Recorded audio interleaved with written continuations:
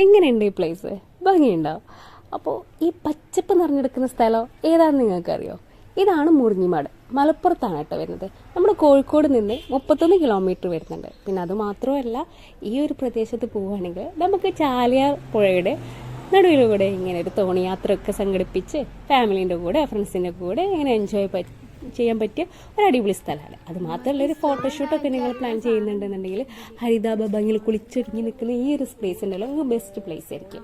പിന്നെ ഒരു ഈവനിങ് റിലാക്സേഷനൊക്കെ നിങ്ങൾ പ്ലാൻ ചെയ്യുന്നുണ്ടെന്നുണ്ടെങ്കിൽ അതിനടുത്തുള്ള കടയിൽ നിന്ന് ചായ ഒക്കെ കുടിച്ച് നല്ല ഒരു ഐസ്ക്രീം ഒക്കെ രുചിച്ച് ഇങ്ങനെ എൻജോയ് ചെയ്യാൻ പറ്റിയ ഒരു പ്ലേസും കൂടിയാണ്. എല്ലാവരും ബോട്ട് കയറാൻ വേണ്ടി പോകാണ്.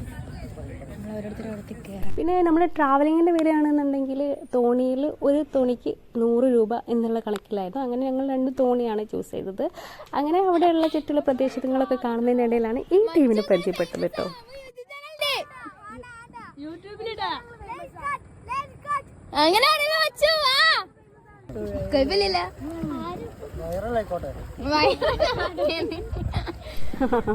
അങ്ങനെ ഇക്കാൻ്റെ കൂടെ കുറേ വർത്തമാനങ്ങളൊക്കെ കേട്ടിട്ടാണ് ഞങ്ങൾ ഈ തോണിയിലൂടെയുള്ള യാത്രകളൊക്കെ പോകുന്നത് കേട്ടോ. സത്യം പറഞ്ഞിട്ട് ഈ തോണി എനിക്കൊരു പേടി സ്വപ്നമാണ്. സത്യത്തിൽ ചെറുതാവുന്ന സമയത്ത് ഈ തോണിയാണ് നമുക്ക് യാത്രയ്ക്കുള്ളത് എന്ന് കണ്ടിട്ടുണ്ടെങ്കിൽ ആ ഭാഗത്ത് ഞാനുണ്ടാവില്ല. അങ്ങനത്തെ ഞാനാണിതാ ഇപ്പം തോണിയിൽ കയറി തോണിയുടെ തുഴയും ആരംഭിച്ചിട്ടുണ്ട്. അത്ര രസകരമായിരുന്നു ഈ ഒരു യാത്ര.